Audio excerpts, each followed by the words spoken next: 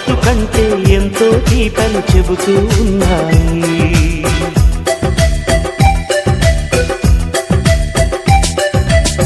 వరమల్లే దొరికినదేమో అరుదైన ఈ అనుబంధం, సిరులున్న దొరకనిదేమో సరదాలతో ఈ సావాసం.